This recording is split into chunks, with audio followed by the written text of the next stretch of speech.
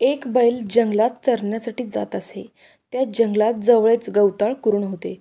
तिथे बैल चरत होता. त्याच्या नकळत एक सिंह त्याच्यावर लक्ष ठेवून होता. लांबवर एका झुडपाच्या मागे लपून सिंह बैल शिकारीच्या टप्प्यात येण्याची वाट बघत होता. सिंहाने बैलावर हल्ला केला, पण बैलाने संधी साधून सिंहाच्या तावडीतून स्वतःची कशीबशी सुटका करून घेतली. बैल एका गुहेत आश्रयासाठी पळून गेला. या गुहेचा वापर मेंढपाळ स्वतःसाठी आणि मेंढ्यासाठी करत असत. जोरदार पाऊस किंवा वादळ वारे सुटलेल्या मेंढपाळ मेंढ्यांना या गुहेत नेत असेत. बैल गुहेत शिरला तेव्हा त्या गुहेत एक बोकड राहिलेला होता. गुहेत बैल आलेला पाहून बोकड रागावला. आपल्या ताकदीची पर्वा न करता तो बैलाच्या अंगावर धावून गेला. आपल्या छोट्याशा शिंगांनी बैलाला जखमी करण्याचा तो प्रयत्न करू लागला.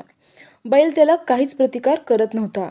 गुहेच्या बाहेर सिंह उभा आहे हे माहीत असल्यामुळे बैलाने त्याला प्रतिकार केला नाही. बैल बोकडाला म्हणाला, "मी तुला घाबरत आहे असे तू वाटू देऊ नको. तू मनातही असा विचार आणू नकोस. ज्या क्षणी सिंह गुहेच्या दारापासून निघून जाईल त्या क्षणी मी तुला आयुष्यभर लक्षात राहील असा धडा शिकवेन." बोकडाला आपली चूक समजली आणि त्याने बैलाची क्षमा मागितली. तात्पर्य, आपले चूक मान्य करणे फायद्याचे ठरते.